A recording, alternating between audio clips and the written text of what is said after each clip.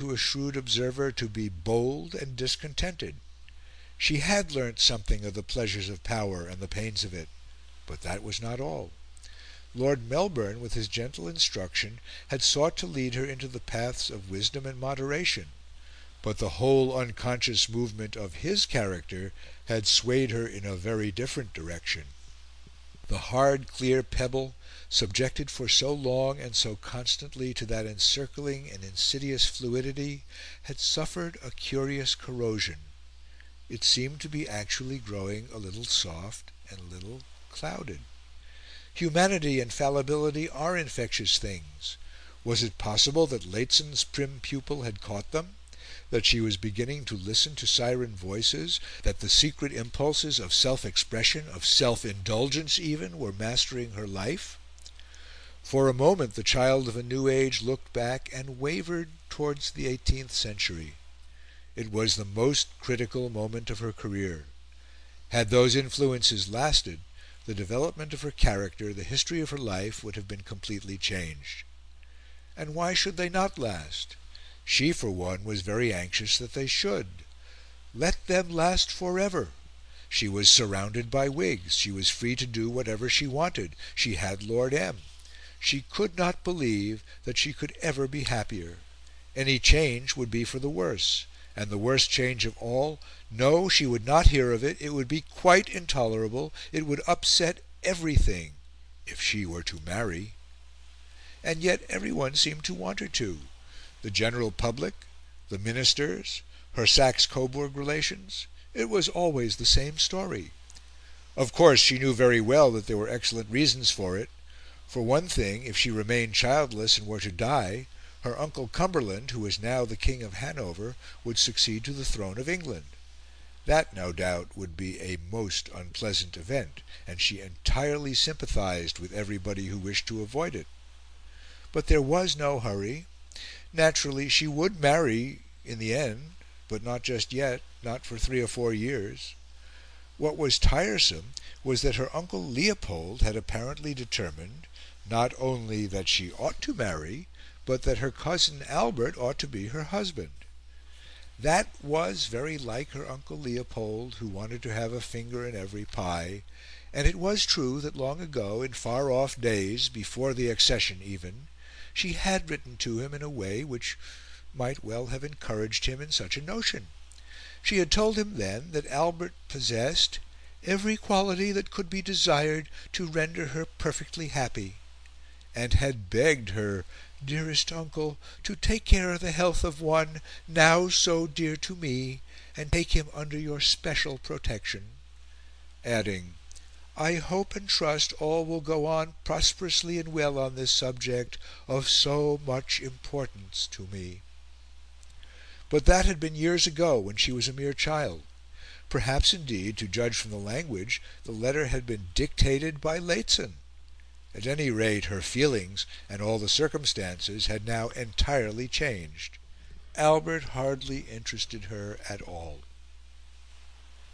In later life, the Queen declared that she had never for a moment dreamt of marrying anyone but her cousin.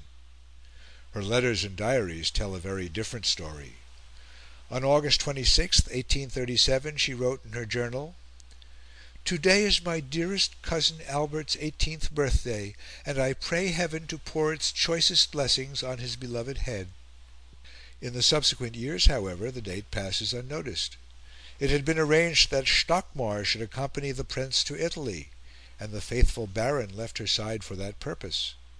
He wrote to her more than once with sympathetic descriptions of his young companion, but her mind was by this time made up.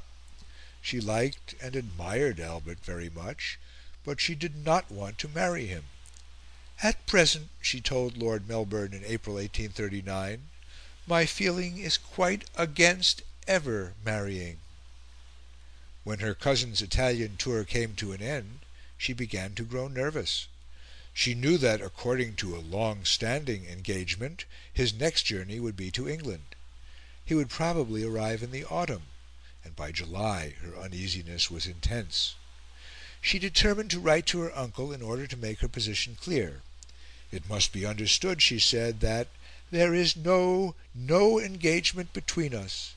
If she should like Albert, she could make no final promise this year, for at the very earliest any such event could not take place till 2 or 3 years hence. She had, she said, a great repugnance to change her present position, and if she should not like him, she was very anxious that it should be understood that she would not be guilty of any breach of promise, for she never gave any. To Lord Melbourne she was more explicit. She told him that she had no great wish to see Albert, as the whole subject was an odious one. She hated to have to decide about it, and she repeated once again that seeing Albert would be a disagreeable thing. But there was no escaping the horrid business. The visit must be made, and she must see him. The summer slipped by and was over. It was the autumn already. On the evening of October 10th, Albert, accompanied by his brother Ernest, arrived at Windsor. Albert arrived, and the whole structure of her existence crumbled into nothingness like a house of cards. He was beautiful! She gasped. She knew no more. Then, in a flash, 1,000 mysteries were revealed to her. The past, the present, rushed upon her with a new significance. The delusions of years were abolished, and an extraordinary, an irresistible certitude leapt into being in the light of those blue eyes, the smile of that lovely mouth. The succeeding hours passed in a rapture.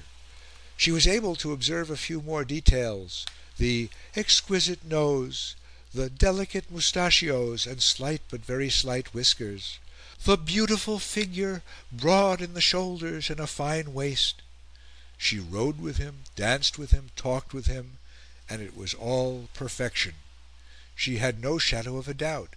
He had come on a Thursday evening, and on the following Sunday morning she told Lord Melbourne that she had a good deal changed her opinion as to marrying.